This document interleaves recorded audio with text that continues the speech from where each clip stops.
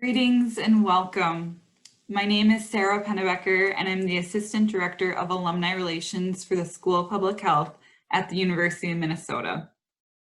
Thank you to all who are joining us live today, as well as to those of you who catch the recording afterwards. In a moment, I will turn over today's session to our moderator, Vic Massalia. But before we begin, I'd like to share a few updates and housekeeping notes. For those joining us in real time, questions are welcome and you may submit them at any time. We'll be monitoring the Q&A box. Please type in your questions by clicking on the Q&A button, not the chat button on your screen. We'll get to as many questions as possible.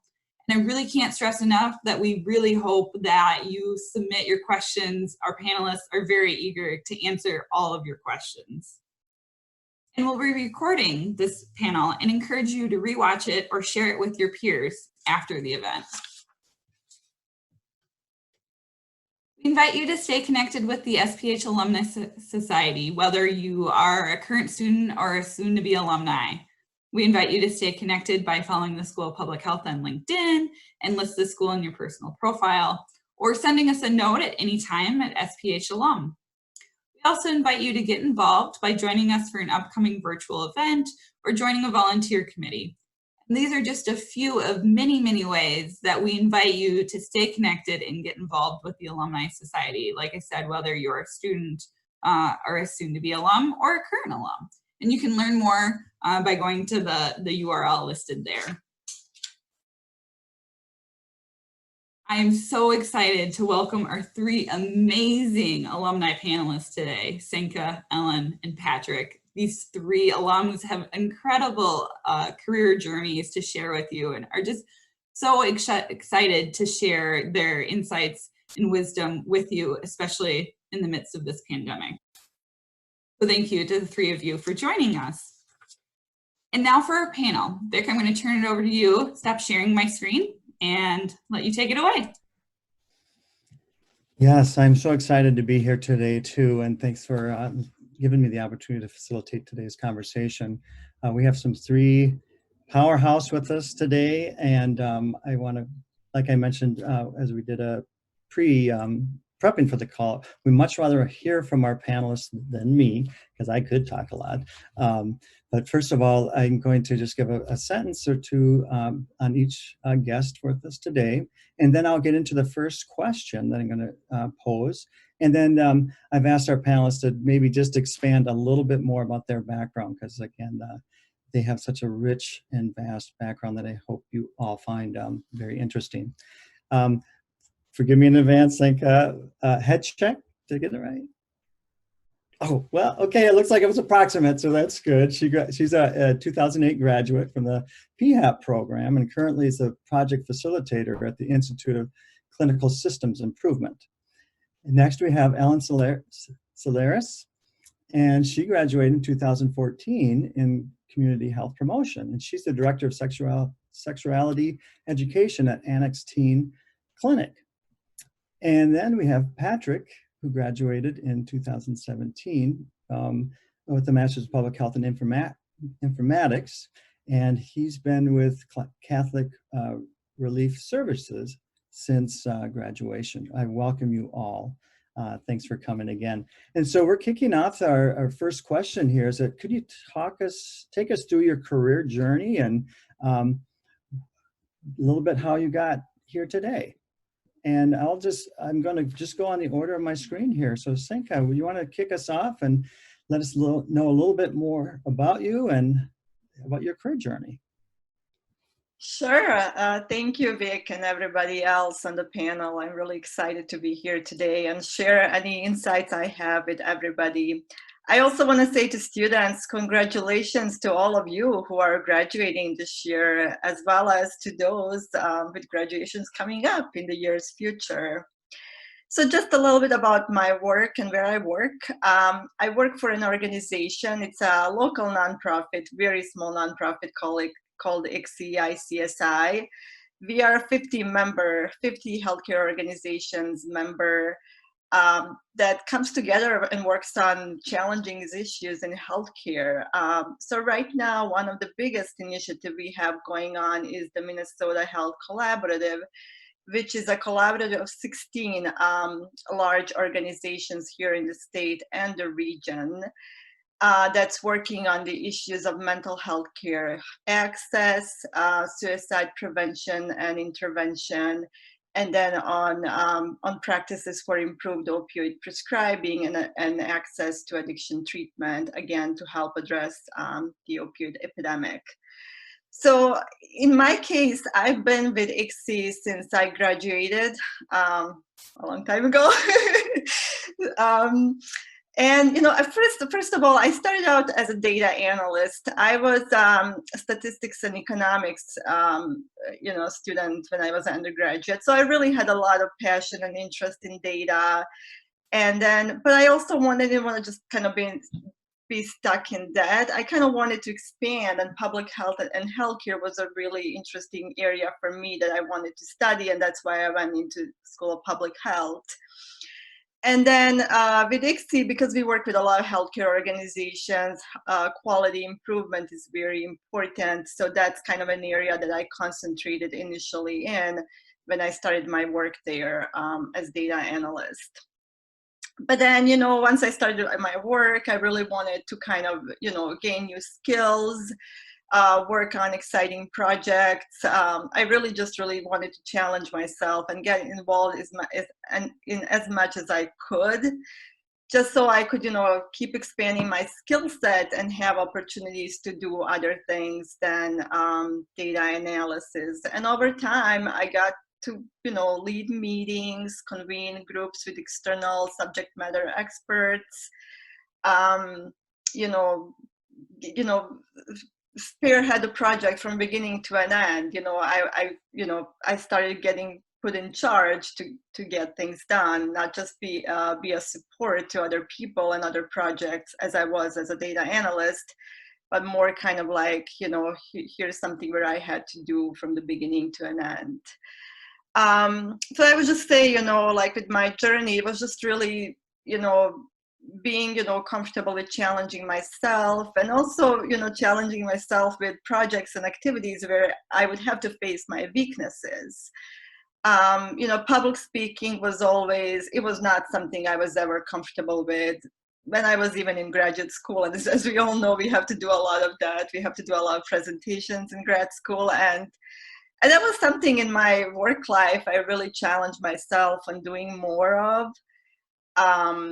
You know, and just kind of, you know, challenging myself and, you know, trying to, again, gain new skills and improve on what I am, you know, what I was struggling with.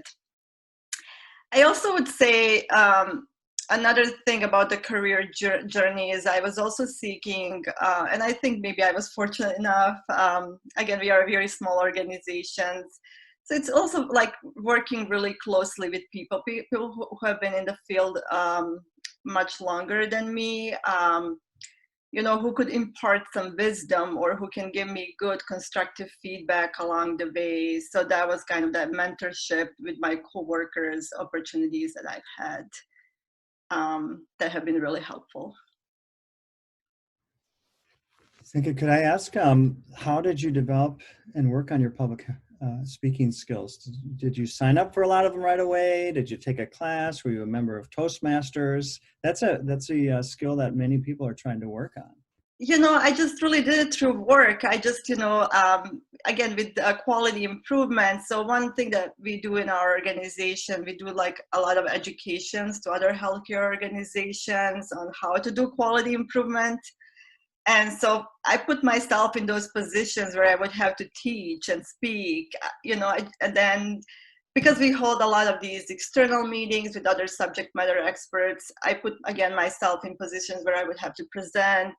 And a lot of the things that I do now is, you know, I have to do research, I have to summarize what I find, but then I have to present it to these people who have to then take this information to make recommendations, to make decisions. I mean, they are subject matter experts, so they already know a lot of this information, but having me, you know, summarize and collate it for them, they, you know, take it seriously, and I have to be prepared to be able to present this, and and I have to be, I have to know what they would need in order to help them do what they need to do. No, thank you for that. Appreciate that. Patrick, how about you? A little bit about your story and how you got to where you are. Sure, let me make sure I'm off of mute because sometimes it doesn't let me, but great. Hey, good morning, everybody. To echo the earlier sentiments, congratulations. It's another year come and gone. Some of you are graduating, others of you are looking at graduation in the future, but either way, congrats. Again, I go by Pat Williams. I graduated in 2017, MPH Informatics program, which no longer exists, unfortunately. Tears. But so I guess my career kind of began before Minnesota. I started off undergrad. I did religion, geographic information systems, and psychology. I joined the Peace Corps, worked in West Africa for about 4.5 years. And then from there, I went to Minnesota. And it was really, I'm one of those people that really don't like school. And so I'm very much like, I enjoy being in the field. I really enjoy all that. And so for me, being in the field in West Africa, I really got to see, hey, kind of the jobs that I wanted to do. And so I looked at public health, and I worked a lot on malaria. I worked a lot on polio in West Africa. I kind of fell in love with that space. Decided to do the MPH, ended up at Minnesota doing data for informatics because I'm really interested in quality control, especially when we talk about like international aid and development. And it was something that really called out to me. The program at Minnesota was great, and so I had a good time. Learned a lot, and then from there, I knew I wanted to go back to the field, and so I joined Catholic Relief Services. It's one of the largest international development firms in the world. I was based in Senegal at first, managing a care management system for migrants in West Africa. So I'm sure many of you have heard, but within the past 5 years, there's this huge flow of migrants coming from sub-Saharan Africa up to Northern Africa, Algeria, Libya, then on to Europe. And so they're being sold into slavery, they're like being exploited. And so with CRS, I developed this care management system to more or less provide migrant services across different countries, medical services, legal services, whatever it may be. From there, did that for about a year, then I moved to Laos, Southeast Asia, doing quality control for a big USDA Food for Education project in which you supply like rice, oil, and lentils to primary schools, and you work with them to increase their literacy rates. And then from there, I was there about 1.5 years now. I'm based in DC now on a Sahel peace initiative where we're working with countering violent extremism in West Africa, particularly Burkina, Mali, Niger, Cote d'Ivoire, and Ghana. So that's been fun, but I do a lot more advocacy now. So I spend a lot of time in DC before COVID, going to Congress and stuff like that to advocate on behalf of the Sahel. Still managing projects in West Africa with frequent travel back and forth, but that's my career overall. I can give more details so we get more into like specific questions, but yep, that's me, and I'm excited to engage with all of you. So I'll turn it over to you, Vic and Ellen. Great, thank you for that, Pat. Really appreciate it. Ellen, how about you? Hi, everyone. Also, congratulations for those of you who are graduating, and those of you who still have a year left. Congratulations on all the work you still have to do. My name is Ellen Solaris. My pronouns are she and her. And as Vic mentioned, I graduated from the MPH program in community health promotion in 2014. I came to the MPH program after doing a year of service in Omaha, Nebraska, where I worked at the National Alliance on Mental Illness. So I did my MPH, where I really focused on trying to work in the field of sexual health and reproductive health. I volunteered for the whole time I was there at Family Tree Clinic, which is in St. Paul. And really through my mentor, through the mentor program, worked really hard at meeting a lot of other people in the field, which I recommend. I was kind of afraid of informational interviews, but I'm glad that I did them. I worked as a student worker at the Minnesota Department of Health with child and teen checkups, mostly working on hearing and vision screening, and then started just frantically applying for jobs the last couple months of my MPH through the summer, and started working at the Annex, I think, maybe like a week or two after I defended my MPH, and I've been there ever since. I started as an educator, implementing an evidence-based program that was a youth development program. And I knew going into it that there was an expiration date. It was the last year of a big federal grant that the annex had through Hennepin County. So I thought, I'll just get this, 8 months of experience in, and then try and figure it out from there, right? Like, I don't know what's going to happen in the future, but all I can do is try and get the experience that I know I'm going to enjoy and will help me moving forward. And then, as fate would turn out, the county and the annex got another big federal grant. And then I had the opportunity to apply to be a program coordinator at the annex. So I applied and interviewed for that position, which meant still doing some education work, but supervising staff, doing a lot of reporting, like program management, and working with our funders. And I was in that role for about 9 or so months when the person that was the director of sex ed moved to a new position and organization. So I applied for the director position, and I've been in that for almost 4 years.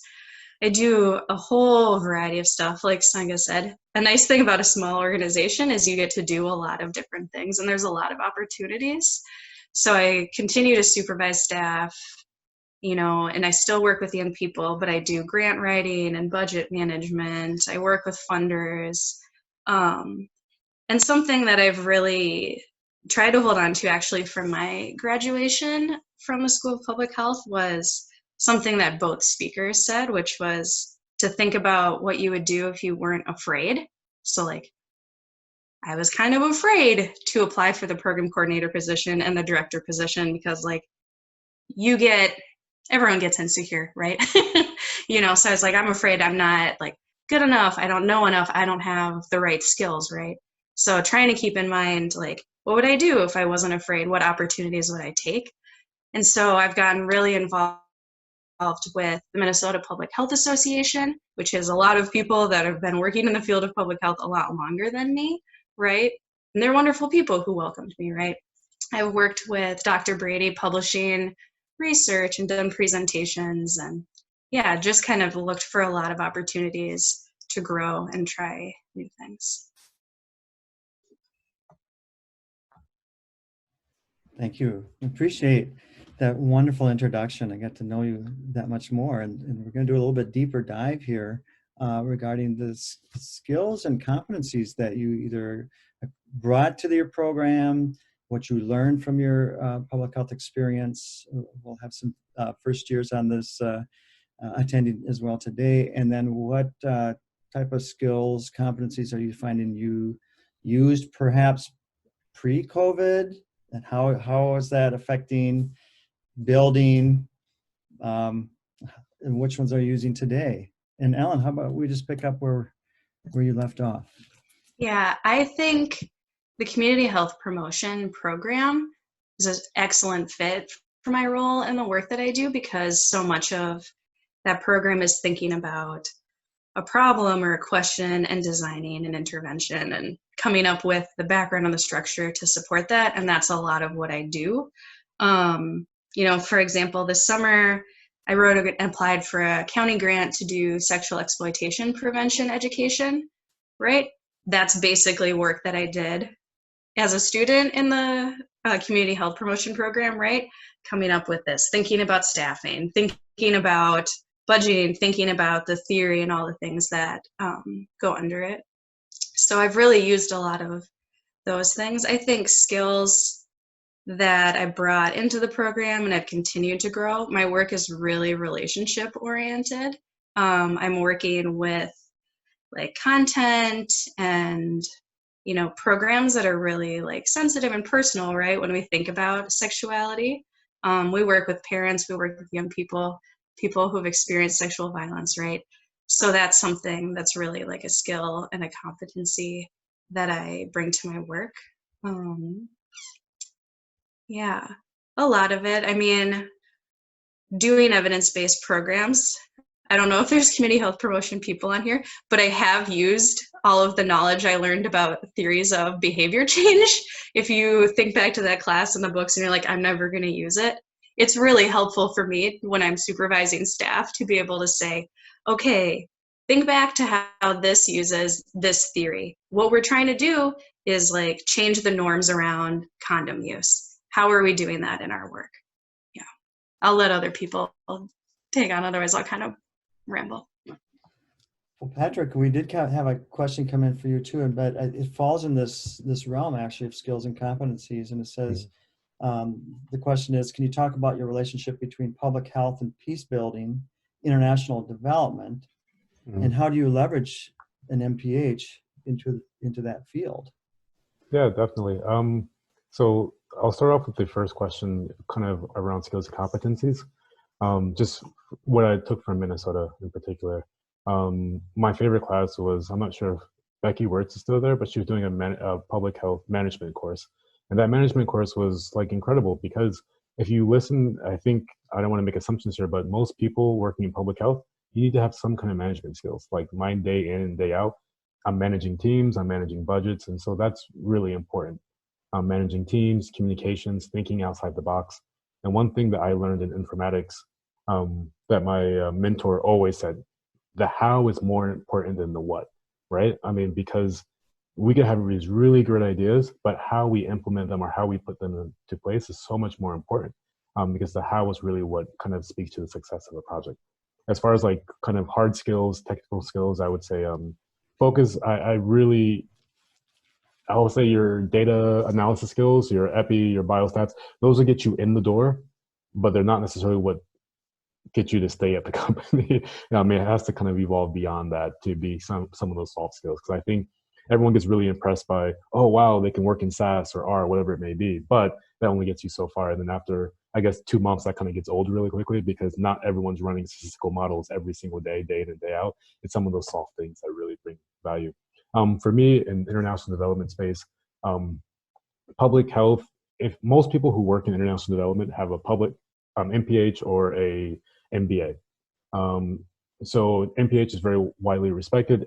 Most people have one working in international development, whether it's a US based or it's European based or something, but most people studied health at one point. And that's because, I mean, there's such a focus on communities. So no matter what, when you're doing international development, you're focusing on capacity building, you're focusing on what in public health we call community development. There's a different term for it in international development, but it's the same thing. And so the theories that you learn, the skills that you learn in school, I mean, they can be directly applied. It's a one-to-one match there.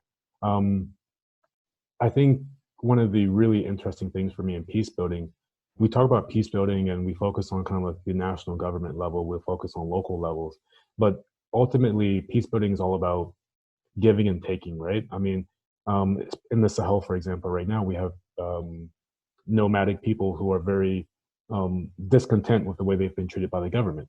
Their main concern is healthcare, right? So even in the term of COVID, right? They're saying, hey, we don't have access to health centers. We don't have access to health.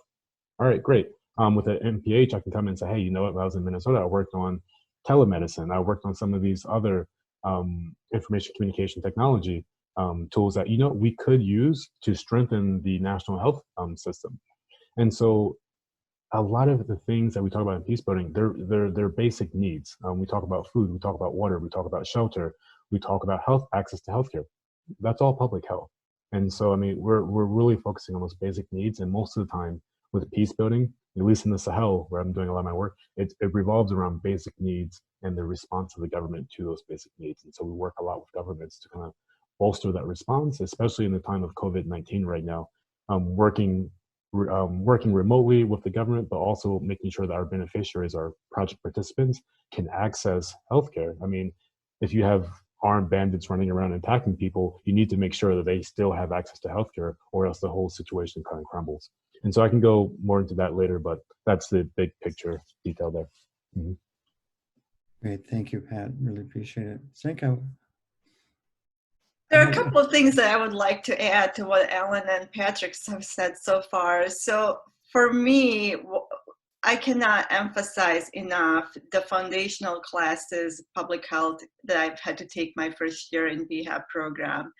So like, you know, so the reason I'm mentioning those, so like the classes that Dr. Lynn Blewett teaches on healthcare systems and how they all interact, the foundational class in public health, understanding quality, I can't emphasize enough how much of an understanding those classes have given me as far as on the macro level, how healthcare systems interact. And then what healthcare organizations individually can do to help affect those different systems in order to make improvement. So for me, that's been so helpful. Yeah, just having that background, and I think in some ways has put me ahead of some of the other of my coworkers who don't have that kind of background. Another thing that I would also mention is with relationships. So yes, the relationships you make in graduate school, they are eventually going to serve you in your work world as well. You just never know. You may be working on some project, a few years from now, and it's like, oh, somebody else from your class or some other alumni is working on a similar project. And that's when you can connect or reconnect and exchange ideas, and again, put everything you're working on, not just on the micro level, but on the macro level. Okay, here we have this really great practice going on right now in this community. How can we take that and extrapolate to other communities? What can you take from another community and extrapolate and adapt for your projects? Another thing too is, when we are in grad school, it's a lot of busy work. We do a lot of projects, individually or especially in teams. And again, learning that skill, how do you design your project? How do you get it started? How do you, work on it? How do you manage it? Especially when you're working with other people.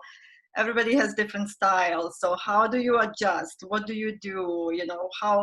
What's your level of participation? How do you make sure that you're a good participant in your team? And then also bringing the project to a close, how do you do that and what do you do next? And of course, those public speaking skills, all the presentations we all had to do. And I can't emphasize, and I really am using everything. Also, another thing, I do a lot of written reviews. Again, when I'm I convene again a lot of these meetings, and I have to do research ahead of time so I can inform my group on what I found and help inform them as far as how they want to go forward. So I had to do a lot of evidence reviews, lit reviews. So the statistics classes, EP classes, being able to read evidence and understand what the evidence is saying, being able to summarize that, it's again, all of those skills are coming back and are very important. So again, I can't emphasize enough how important everything from the School of Public Health was. And Ellen, to your point, I remember that thick book about theory of change. Yeah, that's another one. I haven't really had much to do with that, but again, it comes up a lot, everything you do. I was going to echo that. The theory of change piece is so important. Every project that we ever do always starts with a theory of change. You need to have that foundation down. And unfortunately, I never got a chance to take that class at Minnesota, but then I arrive in this field and everyone's talking, Pat, where's the theory of change? I'm like, what? So definitely take that class. It's important. And don't delay. I delayed till my second year because I just heard horrible things about it. Then it was good. It was a fun class. I liked it. Yeah. I think you can use anything that you get from the program if you're being like reflective and intentional about it, right? And that's what, like, for those of you looking for careers, that's my advice to people, is like knowing yourself and knowing how you would be in situations or how you would apply what you've learned makes all the difference. Yeah. And we're going to be talking specifically about how that affects in the job search process too, Ellen. So thank you for giving us a preview into that, because as a career counselor too, self-awareness, skills, values, how learning style are really foundational when you want to find out where they fit in. So appreciate that. I had a question as far as just working in this space. Many of our attendees today, if not most, are students, and they've had to learn how to learn online and then or learn in person and then transition to learning online. How has this affected your work day to day? What's working better, not so good? How are you adjusting? So can you give us a typical day of your work? And Pat, how about we start with you? Sure. So full disclosure, I just started in this position in January, right before Corona. So I'm supposed to be working from home anyway. And so I kind of had a head start in this. But it's been really challenging. So my typical day, I begin at about 7 a.m., which is about 11 a.m. West Africa time. And most of my team, they're all in West Africa.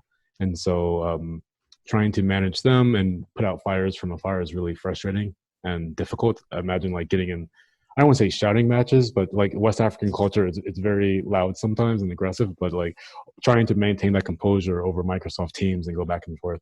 But what's really interesting, I think, with Corona and working from home or working remotely anyways, you need to have a really good understanding of your team, but also of yourself. And so, for example, in my organization, nobody ever uses video chat. If you call someone, you use Skype or Teams, but I'm pushing people, hey, turn the camera on so you can actually pick up on some of those, like those cues, those nonverbal cues, and you can really see how people interact. And that makes a huge difference. And that also kind of makes it easier for people to relate to me, but it also makes it easier for me to relate to others.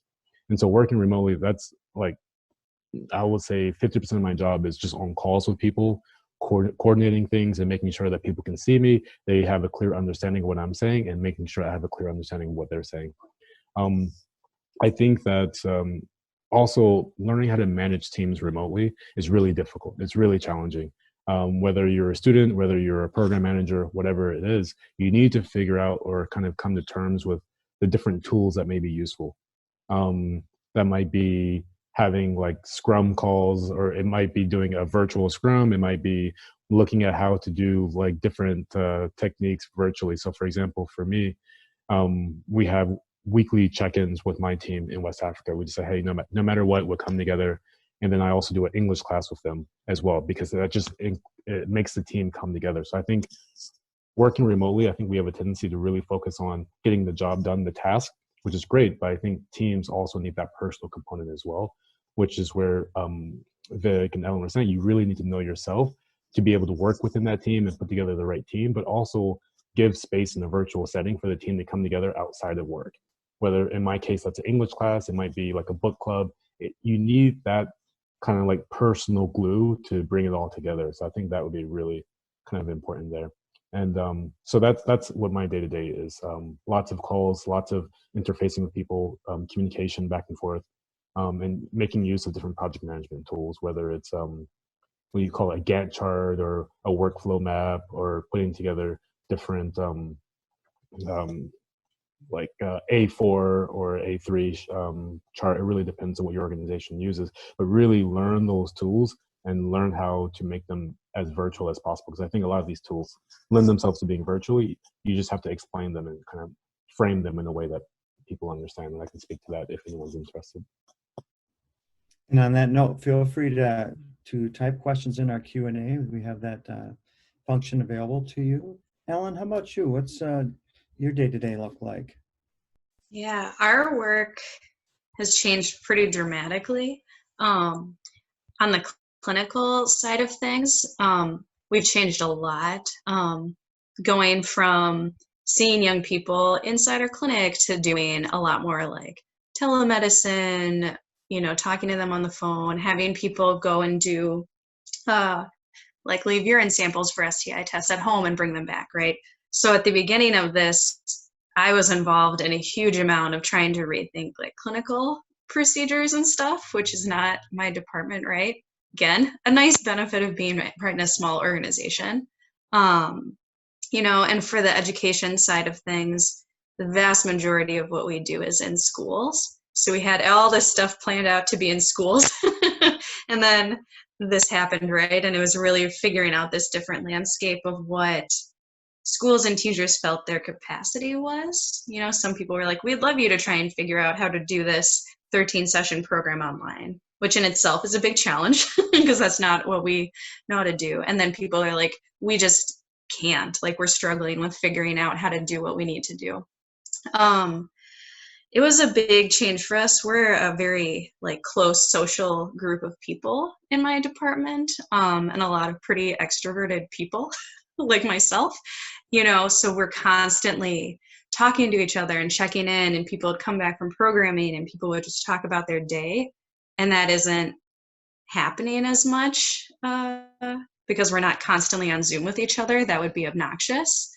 So I think, you know, I really feel like part of my role as like a leader in the department organization is as much like prioritizing like the relationships and people's feelings and making space for that, as it is, you know, talking with our funders about how we're trying to do our work online, right? And I think being really future focused and seeing this as an opportunity for us to develop things that we've wanted to do, right? Like we've wanted to think about how we can do telemedicine. We've wanted to think about how we can better use online programming for education, right? So my day is fairly like unstructured except for Zoom meetings, basically.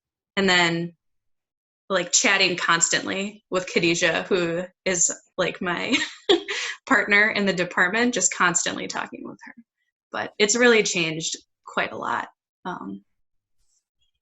Pat mentioned a couple electronic tools. In addition to Zoom, are there some other tools that you use? We also use Teams. We just started using it like the month before COVID-19, so that was convenient. We use, education-wise, I'm sure there's a lot of things people are using. I also have been on maternity leave for the past 6 weeks, so my actual day is very baby-focused right now. But like we use Kahoot, you know, there's like Google Classroom, things like that, to try and also think about how we make programming that's an hour-long session into something that young people are actually going to do, because they're not going to watch probably an hour-long video about, you know, sexually transmitted infections, but they might do a 15-minute online quiz. Yeah. Thank you for that. Zenka, how about you? Just on the tools, I would also mention Smartsheet. My organization uses it as a project management tool. Again, it has those Gantt charts built in, and then you can store, keep your documents there and share it with others, share it with external people as well. And then, of course, Google Drive and Zoom. So I would say mine is kind of like divided prior to COVID and after COVID. So prior to COVID, I would say it was a mix of working from home and being in the office. Really, a lot of my work I can do from home. And in the office, it's really more for team meetings. And then also when we have those external meetings, it's kind of nice to be there with your coworkers and do them together, especially when we have people coming in person. Or we are also doing Zoom. It's kind of nice to be able, you know, if we are, you know, we can give each other cues when we are there together versus, you know, everybody being on Zoom. A lot of planning meetings. So again, because we hold a lot of external meetings, we have to also have a lot of internal planning meetings to prepare for those external meetings and just really strategize, plan A, plan B, plan C, about how we are going to go about things. I would say post-COVID, well, there is a lot of uncertainty and it's really unsettled right now in the industry I am in. All of our work depends on healthcare organizations being able to participate in it. And right now, all the focus, of course, is on COVID, as it should be. And so it's been a challenge figuring out, okay, so what is it that we can do? I mean, we've had to quickly adapt, you know, to the changing time. What we thought was going to be going on today in January is just not the case anymore. So it's really trying to figure out how we adapt so we can still get some participation from people and support them through this time. So one of the things we are doing is how can we support healthcare providers, provide mental health support resources for them during this time. So that's been a really big focus on what we are doing now. So prior to it, it was about, you know, how do we address general mental health crisis in general. but now it's really more focused on providers and how we address that. And then also telehealth and things like that. Thank you for that. And then I have one more question before we, in this space, this workspace, what are you doing to personally, with what you would share, how are you taking care of yourself? You know, do you have some tips, tricks, some hacks as far as being productive, separating life and work? Maybe it's just work, maybe it's just life, but what are some of your greatest hits? And Senka, would you care to share? Sure, I would say, for me, I really work kind of all the time. If it's 8 p.m. and, I get an idea, or I just talk to my coworker about something and I don't have anything else to do. So it's not like I have a period where it's like from 8 to 4, that's when I'll do the work. And then after that, I'm not doing anything. It's not like that. As far as, managing, just kind of managing, schedules and stress and, making sure, especially now, it's 100% working from home. So having a structure, still acting like I'm going to the office,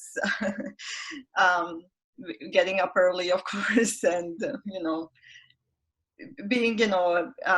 being presentable at the meetings and things like that. So it's still kind of having that structure, having a schedule. U of M has a lot of great resources and webinars on stress management, and I would say everybody check those out. Again, chatting with my coworkers, even though I don't see them in person anymore, call them up and just talk things, and still trying to stay in contact, and then in your free time, do something that you like, paint, draw, workouts, things like that. Alan, I can't imagine right now that the new baby. Yeah, he's been downstairs crying with my spouse. So I'm glad you all can hear it. I agree with what Senga said. I think also for me, it's been really helpful to have like a different space, like a different room for work, whether it was like our basement or now I'm just in a like little bedroom because I had to do a training for some folks. Having that separate space is really helpful for me. Like I said, I'm constantly talking to people at work. So trying to get the same kind of level of noise, like I was never a library studier. I was like where everyone's talking studier.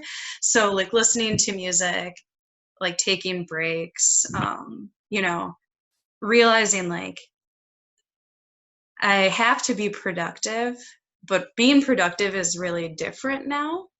And if like I need to take a break and like talk to my mom on the phone, or I need to like text with somebody or something like that, that's still really important. That's also something a lot of the people I supervise have struggled with, is like, how can I be productive?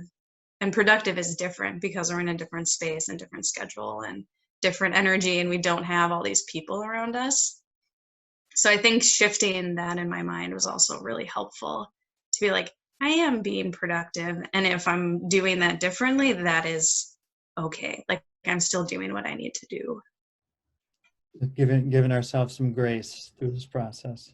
Yes. Everything is like both things, right? Like everything is really hard and there's lots of opportunities, right? Like all of how we do our work has changed, and we can't do a lot of the things that we have planned, right? And we have opportunities to be creative, and I get to choose which one of those things I focus on, and allow myself to know and feel that like both of those things exist at the same time. Awesome. Pat? Oh gosh. Yeah, so I think that's so cool. Everything's difficult. Pat, I'm sorry to interrupt. We've been asked to speak a little louder. All right, gotcha. Can you hear me now? Is this better? Great. So yes, everything is difficult, but there are so many opportunities, and that's something that I'm kind of wrestling with right now in my current position.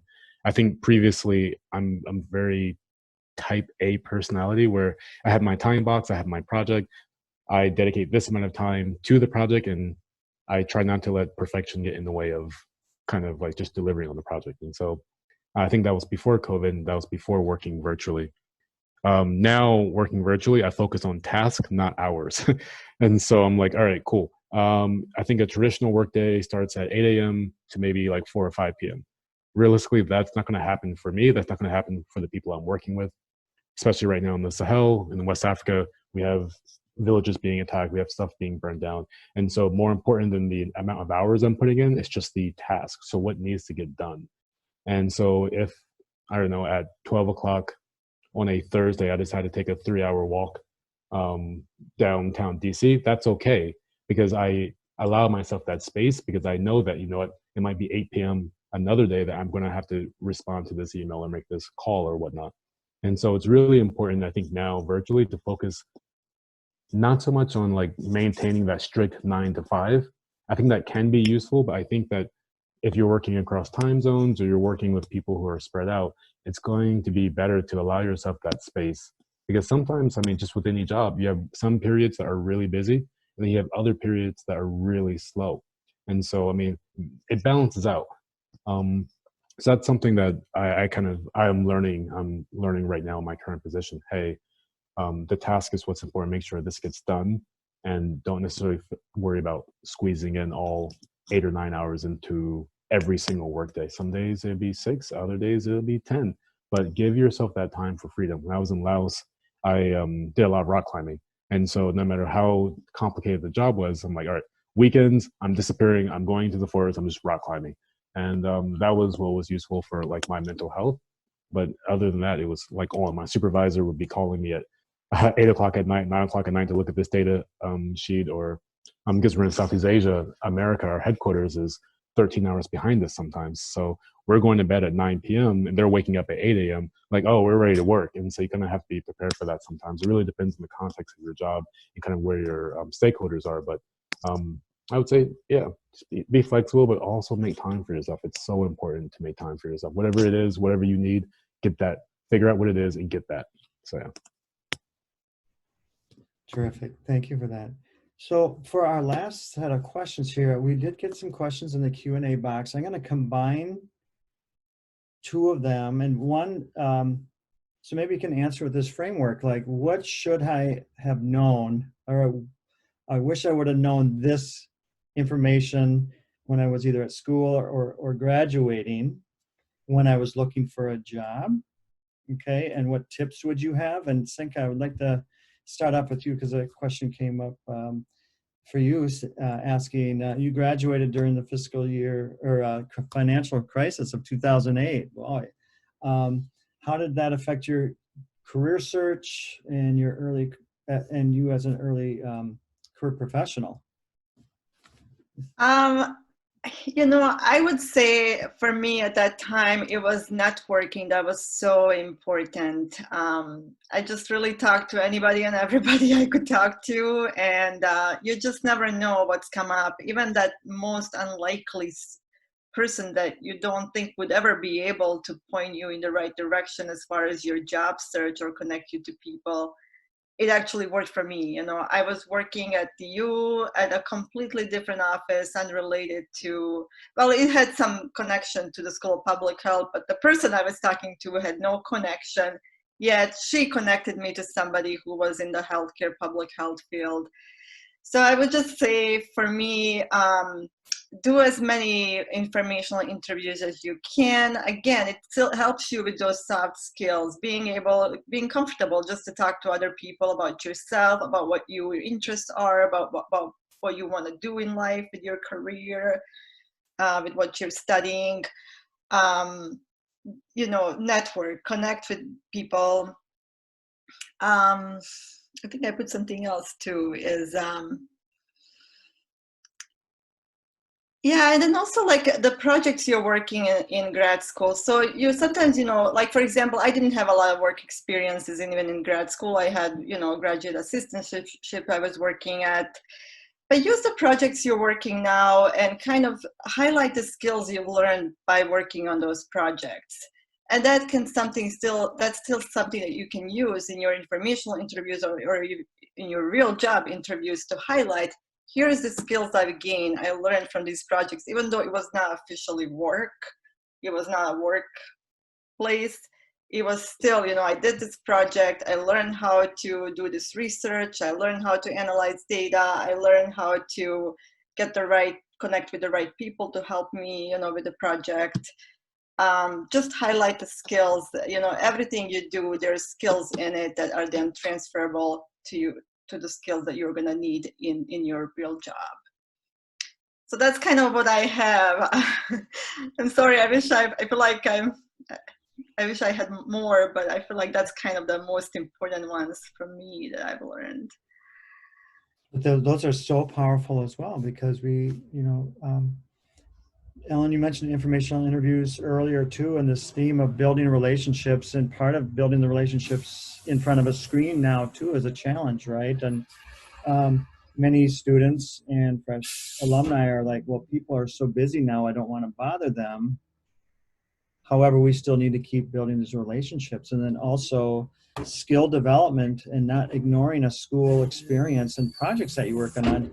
It's, can you do the skill? And what are you bringing that into for the employer? It's so important. So thank you for that.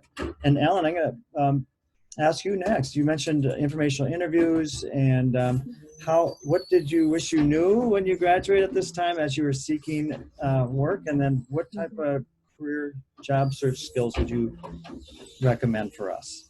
Yeah, I agree with doing more informational interviews. Like I mentioned before, I felt uncomfortable doing them, kind of for the reason you brought up of like, well, everyone's busy, or like, I don't really know what I want from this. And I'm sure there's somebody who doesn't like doing them, but like everyone I know is super happy to do an informational interview. Like if someone asks me, I'm happy to do it. And that's how most people are, because I think in public health, my experiences is everyone kind of feels like we're part of this community. We're all doing different things and we have different areas we're interested in, but we all are kind of working towards a common goal together. So I think people are all invested in like supporting each other and helping each other. I mentioned before that I am involved with the Minnesota Public Health Association. I'm on the governing council, and people recommended I get involved with it in grad school. And I was like, I don't know. I don't think that's, I have time, or I understand what it is.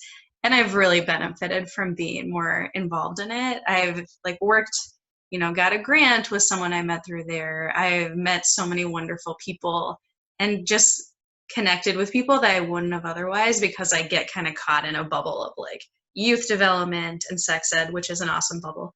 But right, there's a lot of other people out there that are wonderful knowing, and I learn a lot from people working with, the American Cancer Society, or working, in, I don't know, professional development at MDH. So I think thinking more broadly about who you could learn from or connect with is my advice. And I think just because you're in school doesn't mean that you don't have a whole ton to offer. People working on planning an event or wanting to get together to talk about, whatever shared interest you have. I think take advantage of those opportunities, because you never know where it's going to lead or what you're going to get from it, right? And what other people are going to like benefit from you, right? Like I think it's easy when you're a student to think like, oh my gosh, I'm just trying to like get from other people. And like everyone is benefiting from getting to know you and the work that you do as well. Like I've had wonderful students do field experiences with me, and like they got experiences that they need, but like we got things that were really meaningful that we're still using, that are still important to us. So I guess that would be part of my advice. is like, you have a lot to offer. Don't be afraid to like really get engaged and bring your authentic self too. It's like the theme of getting out there and taking risks is part of the theme of this call today. Mm-hmm. Patrick. Yeah, so I'm going to echo that. Informational interviews are the key, especially kind of, or more so important in this kind of Corona COVID-19 age when everyone's staying at home. But LinkedIn, people have LinkedIn because they want to be connected. So feel free to shoot an email or a message to somebody. I mean, I was on a call a couple of weeks ago with friends who worked at LinkedIn, and they're saying, I mean, the way they got their jobs is they literally just messaged someone on LinkedIn and said, "Hey, I want to learn more about your job." I mean, the person would not have a LinkedIn profile if they did not want to be connected to people interested in jobs or hiring someone or whatever it may be. That's the purpose of LinkedIn. So feel free to shoot a message there to whoever it may be. Connect there. That's so important. Something else that I wish I would have known as a student was to focus on people, not jobs. And I say this a lot, but a lot of people, I mean, very few people wake up and like, oh, I want to be this really niche researcher in XYZ field. They meet somebody that inspires them. And I think that's so important. Like, focus on the people, figure out what people you like, what people you don't like, and figure out what they do from there. And so something that I did a lot, and I still do now, is I meet people that I really like or I really connect with. I just look them up on LinkedIn. I look at their path, what decisions they made, what path they took, and I figure out what matches for me and what doesn't match for me. So that helps me plan my career and kind of my aspirations. I'm like, hey, you know what? I really like this guy, Vic. I want to see what he did in his background. Let me look at his LinkedIn and see what he did and go from there. And then finally, and I guess my third point would be, don't be afraid to travel or take short-term positions. Especially right now with the pandemic, there are so many good opportunities to either do like contact tracing or volunteering, whatever it may be. But these are like 3-month positions, 4-month positions, and they might not seem like, oh, wow, that all that glamorous, but it's going to give you experience. It's going to serve like the overall like public good. They're really cool. And when people look back at your resume, like, oh, you were a contact tracer here or there. I mean, that's huge. And that shows that you're willing to get your hands dirty, but you're also willing to, you know, take a short-term position if it's meaningful to you. And so I think those would be my 3 points. Use LinkedIn, super useful. Focus on people, not jobs. And then don't be afraid to take a short-term position or to travel if you have to. Do what you need to do. Mm-hmm. Thank you for that, Patrick. And in just the last couple minutes that we have, and similar to what you just did, Patrick, with those points, what couple words, pieces of sentences would you have for our class of 2020? I'll start. Is that, and what I've got from the call here too, is be authentic and be adventurous. Take risks. Senka? I would, echo Ellen and Patrick. Don't be afraid. Get out there, talk to people. Yes, it's uncomfortable at first, but if people want to talk to you, and if you get some rejections along the way and people don't want to talk to you, that's okay, because there will be 10 other people who will. Because we all were in your place 10 years ago or however long in my case. And, we know what it's like. We know the feeling. So just reach out to us, the alumni, to other fellow students, to professors, anybody. And, ask for guidance, ask for an advice. One other thing I would say is, talk to another student or a professor who has seen you in action, who has seen your work, and just ask them for their kind of evaluation, what your strengths, what are things that you can improve upon. It's always good to get some feedback from others that you can then utilize and work on. And again, highlight as part of your resume. If you hear all these people telling you you're great at this one particular thing, highlight it, make sure everybody knows about it. Pat? So for me, I would say focus on people, people, especially in public health. We're all about the community. We're all about relationships. People are the single most important thing to our jobs by and large. So focus on that. Even when you're planning your career, build it around people and not necessarily a specific career track, because realistically, you never know where that track is going to take you. So focus on there and always be like your authentic self. Be yourself. Don't worry about fitting into this mold or that job description or whatever. Be yourself. And the thing with the job description is, I mean, as I write a job description, I'm thinking of the perfect candidate, but like that person doesn't exist. And so if you meet like 50% of that job description, go ahead and apply. I'm sure there's some formula, Vic, that you use, but if you meet 50% of it, just go ahead and do it. Don't be afraid. Throw yourself in it, and be prepared to learn. I think learning is so important. And yeah, I mean, that's my advice. And always be authentic. Just be true to who you are. Do what you do. Be inspirational and seek to inspire somebody. So, Well, Ellen, I'll have you be the last one to give our advice, but before you take us out and Sarah closes the session, I just cannot thank you enough, all of you panelists, for taking your time today and sharing your wisdom. It was incredibly inspiring to me, and I'm sure to the class of 2020. Congratulations, class of 2020. Ellen? Yeah, it's hard. You all had wonderful advice. I don't know that I have anything too different. I mean, yeah, be curious and open. And I think what Patrick said about taking things that might be short-term but meaningful, like be flexible. You don't know where meeting somebody or taking a job or doing some project is going to lead you. If it's something that you're excited about and you feel like a thrill and energy around, like that means something, and go for it. I'll also say, like, it is a hard time right now. Like if you're like feeling stressed or it's challenging, like you have wonderful resources at the U and like people that want to hear you and support you. So like don't feel like you just have to sit in that like stress by yourself, right? Like we're all here to help you and help each other. Yeah, be yourself. I'll echo what Patrick said. Like I've hired so many people that like it's because I met them and talked with them and we connected and I knew what the work meant to them. Like I've maybe hired one person who was a sexuality educator before, right? Like it's the person that matters and what they bring to it, you know? And so knowing yourself and who you are and where you want to be, what your potential is more important than being able to say that you have 5 years experience doing whatever the job is. So congratulations. You all are going to do wonderful things, and we'll all clap for you.